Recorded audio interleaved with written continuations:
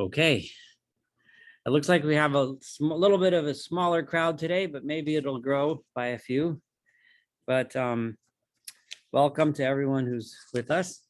And I wanted to continue in the pattern that I have been going, which is continuing along the text of the Moreh Nevuchim of Rambam, and in order, and then jump to some topics that I found interesting later on. So we'll kind of jump around a little. So where we were up to was chapter 13 of part 1.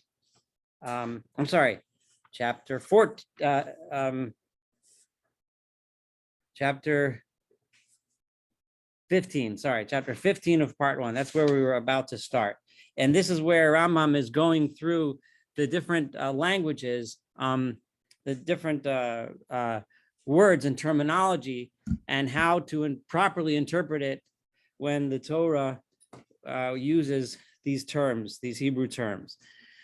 And after that, I'm going to go back to continue in chapter 46, which is where right after Rambam completes his sampling of terms, right? Then he goes into why the Bible decided to describe God in ways that sound anthropomorphic, sound human, even though clearly he's not, and why the Torah taught it that way. So we began that last week.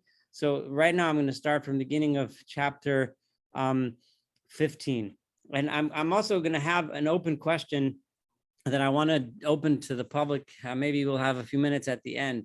I want people to think a little bit, because everyone on here comes from a different type of background. Our knowledge is different, our background, how we grew up, what kind of education we had. Our knowledge of Judaism is different on different levels. And what we are learning from Rambam so far, I'm curious to hear from people to say, what have I learned so far? Because we've been through, I think this is lecture 15, give or take 1 or 2. I want to know if people have what we've picked up so far, what we've gained so far. So think about that a little as we go through this. So for starters, in the Pines version, we are at part 1, chapter 15, which is page 40 of the Pines. And it's talking about the Hebrew word Nitzav or Yatzav, right? Which is generally, it literally means to stand. But in Hebrew, as we find in many adjectives, there's many different words for stand, right? Rambam in the last few chapters talked about lakum, to get up, right? And la'amod, which is usually to stand. Lahatziv or nitzav means not just to stand, but to stand erect, to stand at attention. So it doesn't just mean to stand, but it means a certain type of standing. And we'll find that that term in the Torah is often used in description of God, and which is why Rambam decides to talk to us a little bit about what this word means when it says God stands.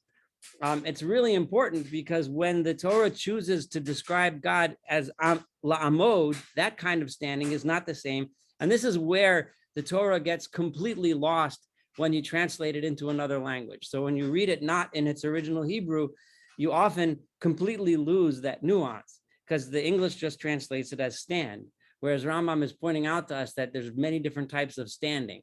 So now let's talk a little bit about nitzav or yatzav, okay? So, or to stand erect. So I'm gonna read in the Pines, and as my usual style, I'm gonna paraphrase, maybe jump to the Hebrew kapach, back and forth.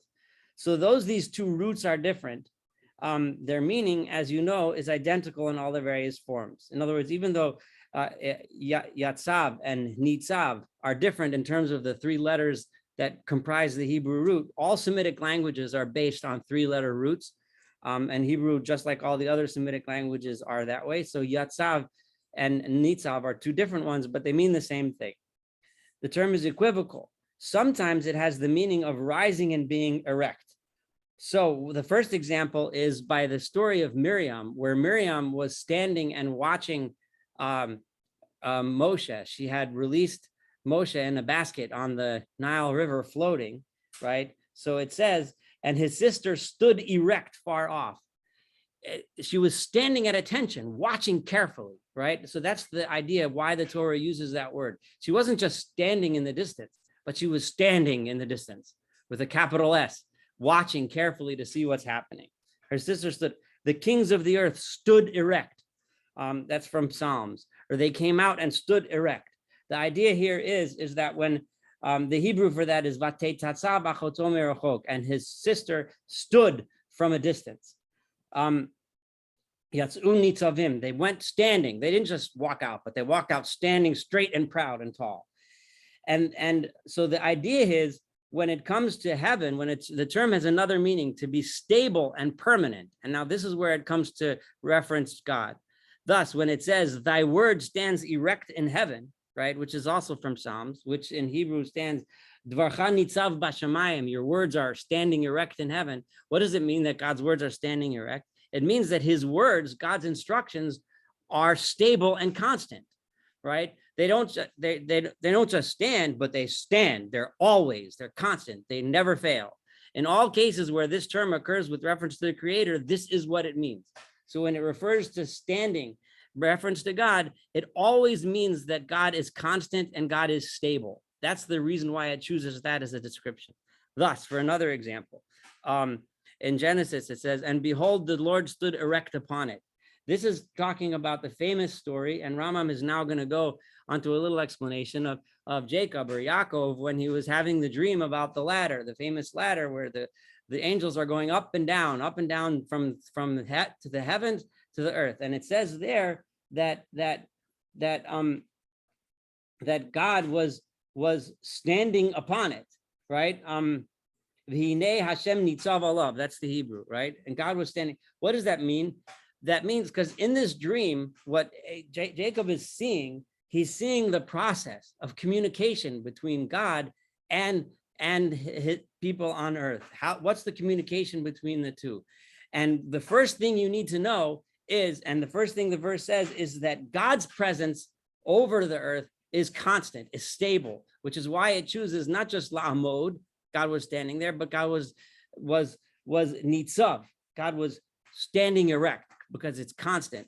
Now that we got that, now we can understand a little bit more about what the representation of the ladder is. I'm going to the Hebrew kapach now. God was standing above this ladder, which one edge was in the heaven and katseo sheni ba'aretz, and the other edge, the bottom was in there. And on this ladder, there was climbing and elevating themselves. Kol misha ola. The angels going up is not a reference to angels, but it's the idea of any person, any being that ascends towards God, right? Any being that ascends. And what does that mean? Rambam already explained to us in previous chapters what it means when a person ascends to God. What that means is a person gains more apprehension, gains more understanding. A person comes closer to God by learning more about him, by understanding more. That's what it means to ascend. Rambam already explained that to us. So now that he did that, now he can explain to us what it means. When a person sees angels, remember, Rambam is not a big believer in these kinds of things as beings themselves. Rambam uses them mostly to be a reference to some concept that we can understand, that we can handle, right? Something that's more tangible. This is us ascending by getting closer and closer to understanding God. Until you get to the point where you truly understand that he is constant. Why? Because at the top of the ladder is when you finally comprehend God's constancy, God's realness, God's stability. And this is why it says God is standing upon it, because that is the ultimate end, what you achieve when you climb up that ladder. And that's why it says, Umalachei Elohim Hanavim, that the angels of God, this is referring in Rambam's understanding, the prophets, meaning the prophets that comprehend God and God speaks to them, right? Those are the ones that are called a malach.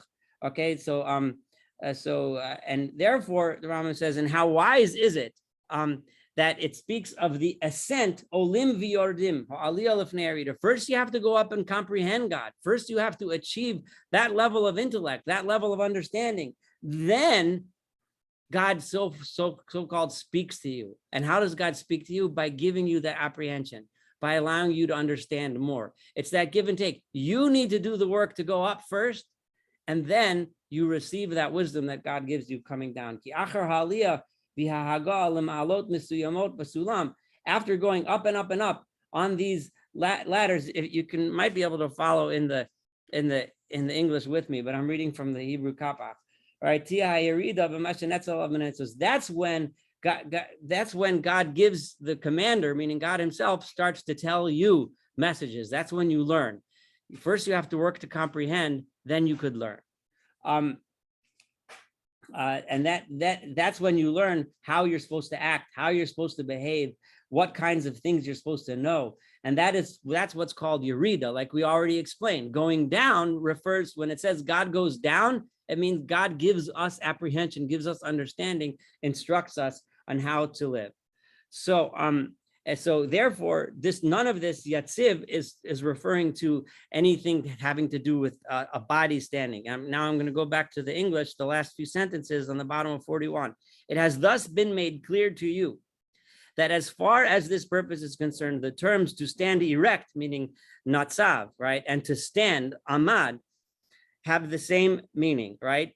That for this they have a similar meaning. For scripture also says, "Behold, I will stand before thee here upon the rock in Choreb. And I am going to stand in front of you on the rock." And Rambam is giving us a lead into the next chapter, because he's going to talk about rock. And rock, as many of us are familiar, especially those of us that the Israeli Declaration of Independence of the State of Israel starts with Tzur Yisrael, right? Refers to God as the rock of Israel. That theme, the God as a rock, comes up a lot, and Rambam is going to explain that next. And it flows because God stands as a rock. So just like standing meant stands constant, so a rock has a special meaning which he's going to deal with in chapter 16. But before I talk about rock, anyone have anything to say about Rambam and what he said about Nitzav, standing? Go ahead. You can unmute yourself to speak. Go ahead. Yeah, I was thinking of the word matzeva, monument. Oh, that's really good, because matzeva is usually a rock, a monument, right? And yes. and it's called a rock because it stands. Okay, that's good. Very good. And it kind of leads in nicely to the next chapter. Any else want to comment on those words, Latziv? If not, I'm going to go and read about a rock. And after that, Rambam kind of at chapter 17, I'm definitely going to do with you after that, because he as Rambam warned us, this book is going to jump all over the place. So he's going word by word by word. Everything seems to go in order, and all of a sudden he throws something in there. But I'm giving away a little bit too much in the beginning. Let's wait till we see this next chapter. So first, let's talk about the rock. So a tzur. Now remember, those of us that have any familiarity with Hebrew, and if you don't, then you'll just have to take my word for it. There's lots of words for rock in Hebrew. What word comes out to anyone that has some familiarity when you think about a rock? Well, what about, is the word kefa, is that Hebrew or is that Aramaic? Wait, say that again. Which word? Kefa is that Cephas, kefa? Would that be Aramaic? I think that's Aramaic. Yeah.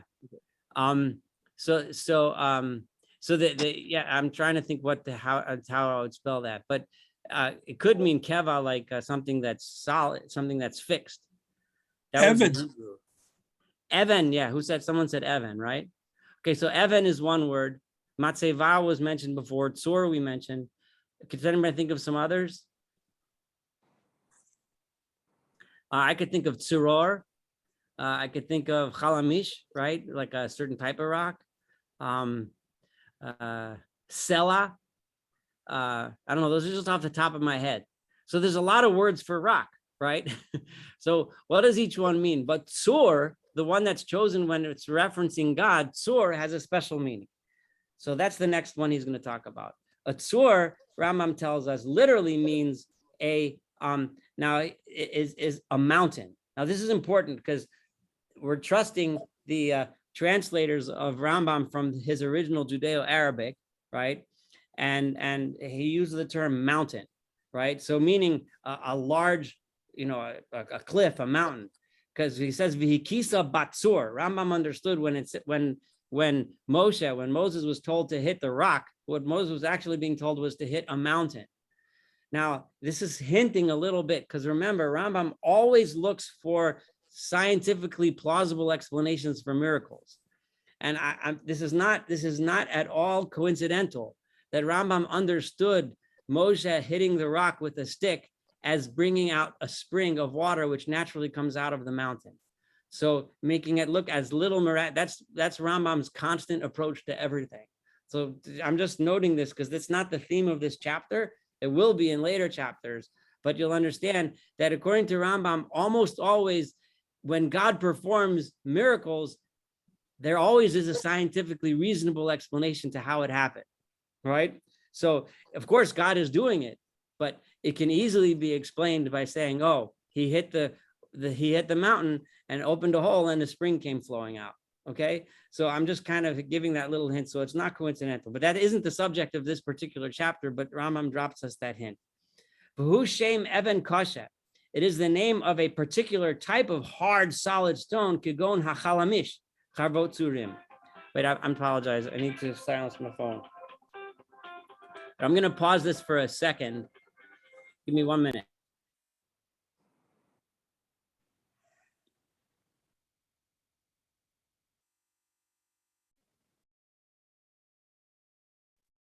I'm sorry about that. I might get disturbed soon. Apologize, but it is what it is. Anyway, so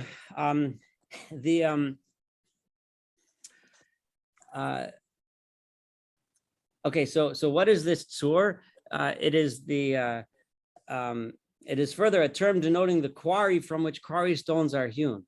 A tzur also refers not just to a rock, but a rock from which one takes other rocks.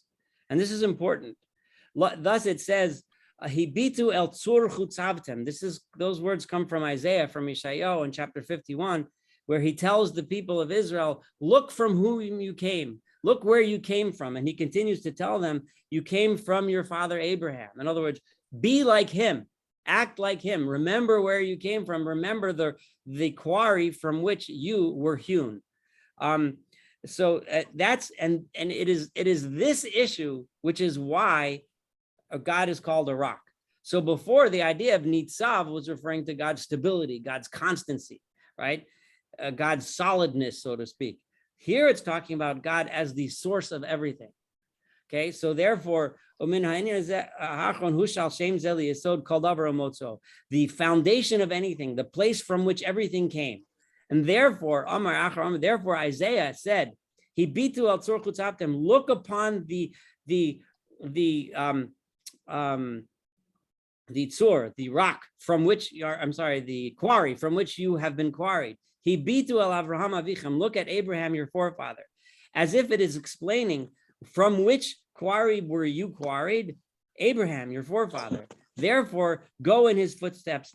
Keep his religion, keep his ideas that he taught you, act in the way he acted, because it's necessary that the mitziot, the qualities, the foundation of what makes a person or anything is found in where it came from. If you have a quarry that has a certain type of stone, then the stone you took from the quarry will be that type of stone. Right, and that's why it's set. It's because of this that it calls God a tzur, a rock, because God is the origin of and the reason for the existence of everything that exists other than God Himself. Therefore, it says hatzur tamim palo. God is the tzur, the rock, for whom everything He does is perfect. Tzur yulad chateshi, tzur mikarmin, and He gives several examples for that. Right, of the rock that begot thee. Their rock had given them over. So when it refers to God as the rock, and it's ain't tzur kelokenu, there is no tzur olamim. God is the rock of forever. The Nitzav tzur. And when God is talking to Moshe, when God is talking to Moses, and he tells him, and Moses is asking, begging God to see his essence, and God says, no, what does God do? He says, stand here on this Tzur, by this rock. The idea being, right, that that remember to be, that God is the first principle. God is from which everything has come. And that is, and this is the entryway through which you shall come to him, as we have made clear when we were saying, behold, there is a place next to me. So these are, it looks like I'm going to have to head to the hospital soon, guys. So I'm going to have to cut this short. All right, hold on. I apologize, but this is going to have to end tonight's lecture because I have someone in active labor and I got to get going to the hospital. But we did manage. What? Sorry. I say good luck with it. Yeah, thank you. I do. I'm sorry because this next chapter is really cool, chapter 17. So but we'll have to pick up from there next week. But we did manage to learn something, and I'm glad everyone came. I really appreciate it, and God willing, we'll take this up next week. All right. Absolutely. Thank you. Be safe. Good You well. luck. Bye-bye. Thanks. All right.